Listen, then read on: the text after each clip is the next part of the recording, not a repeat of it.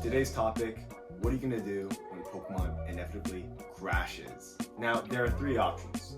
There's either the get out of the hobby, just stop watching videos, stop talking to your local card stores, just get out. No one really wanted you here. You came during the boom. You're gonna come back during the boom. You're just kind of a floater, going where the money goes.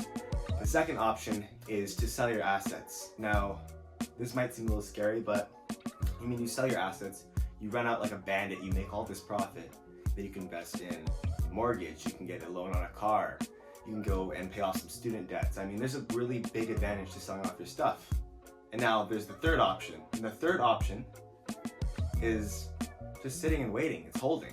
It's keeping going through the bear market and saying, you know what, this is the best time to invest and actually make gains, okay? Think about this. The market crashes, everyone sells their stuff. Prices are going down, lower and lower and lower. And then boxes start going 140, 120, 110.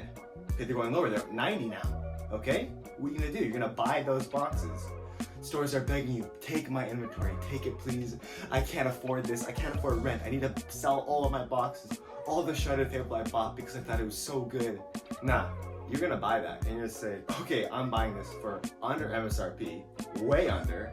This can't get any lower. I'm gonna sell this when the next boom happens. I'm gonna keep this, take it in. I'm gonna help these stores. I'm gonna help these local people buy their collections, take it in. I'm gonna hold it for dear life, okay? Because when the boom happens again, and it will, maybe in 3 years, maybe in 4 years, maybe in 2 years, you're gonna take everything in, and when you sell it, that gain is gonna be huge. And there's so many other benefits from staying in the hobby. There's, if you want to be a content creator, you now have less competition because so many people have left the hobby. If you want to be a store owner, you now have a little bit less competition of these big box stores like the Best Buys and the GameStops and all these other random stores places that are just buying products for the sake of it. They're gonna go to you now. These allocations are gonna go to you because you're the actual clientele. There's more supply. More supply means cheaper products, so you're gonna have higher margins. And then things like maybe the Korean market and the Japanese market are gonna cool down. And then you can make businesses from that. Now, what am I gonna be doing during this downturn? That will happen eventually. Well, I'm gonna be holding my assets, as I said. I'm gonna be holding all my cards. I'm not gonna sell my Umbreon. I'm not gonna sell my Mew or my Rayquaza. Because, I know charts are looking a bit grim right now. I see this 20% drop. I see these drops happening. But I don't really care. This is a long-term hold. I bought these cards for a lot cheaper, most of them, and now they're gone so much higher. And if I sell, I might run out with a bit of money, but when I stay in this hobby, when you stay in this hobby, you're gonna make so much more profits, and you're gonna understand so much better why you're gonna hold these cards.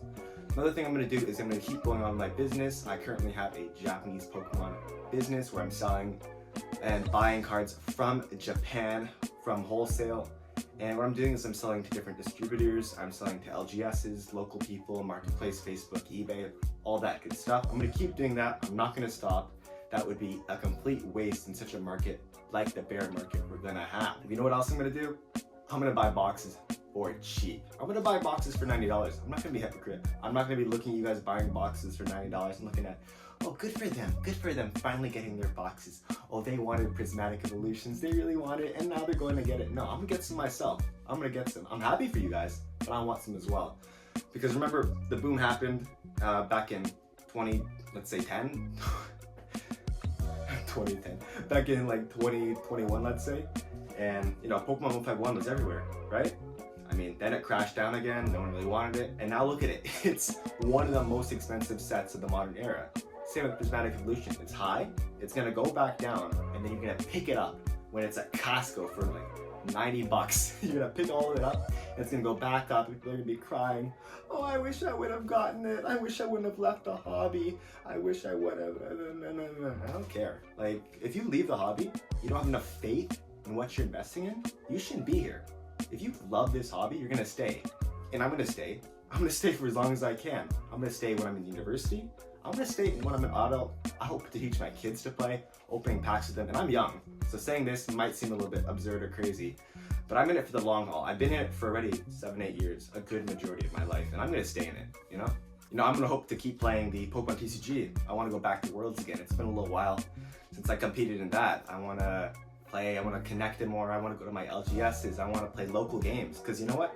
Even in the downturn, you can find so many great connections in this hobby that you can't find anywhere else. And when shit does hit the fan, which it will, there are certain cards that I'm going to invest in as well. There's going to be some singles that I also want to buy. For instance, the first one is definitely the Umbreon Master Ball from Prismatic Evolutions. That card is, I mean, the pull rates are like 1 in 1800 packs. So it's already one of the rarest cards possible. You have Umbreon in a Master Ball, which has got to be one of the sickest looking cards. And on top of that, this card is currently like 200 bucks. I mean, when the drop happens, I'm just gonna see it like 150. 150, I'm gonna buy that card. And if it doesn't rise to $300 by the next boom, man, flag this video for like some kind of false entertainment, false advertising. Because it won't, it's gonna go up. This card is already such a low price that once you buy it and it goes up, the gains are gonna be so fulfilling. They're gonna be so amazing that you can't help but not buy an Umbreon Master Ball, or even a Terra Umbreon Master Ball from Terrestrial Festival. I mean, that card's also beautiful and cheap. Next card I'm definitely gonna pick up, or actually cards rather, are the Crown Zenith singles. I mean, this set is already going crazy in price, and the artwork, again, beautiful artwork from these cards.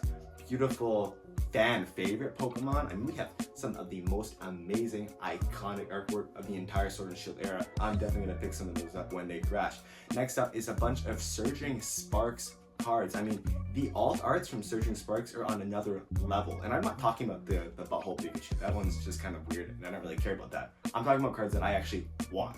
And those would be like the Latias EX. That card is, again, gorgeous. The Milotic EX alt art, another amazing card. We have the Executor and the Hydreigon, which I think are going to go incredibly high in price once people realize their potential.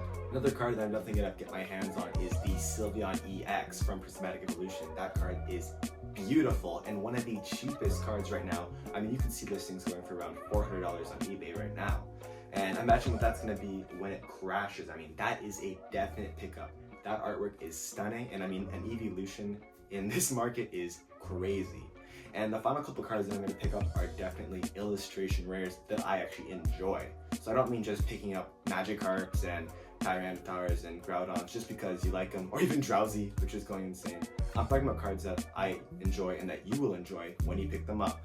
Like, for instance, I love the Raichu from Paldea Evolved. I love the Ninetales in Gloom from Obsidian Flames, and I love the Paradox Grip Yveltal. Those are cards that I'm definitely going to pick up when things drop, and I can't wait to get them. That's my take on what I'm going to do and what you maybe should do when Pokemon inevitably does crash. Let me know your thoughts, what you're going to buy, what you're going to hold, and what you think of this video. For now, have an amazing day. Like, comment, subscribe. I'm making a ton of great content coming up. Have an amazing day, and I'll see you soon. Peace.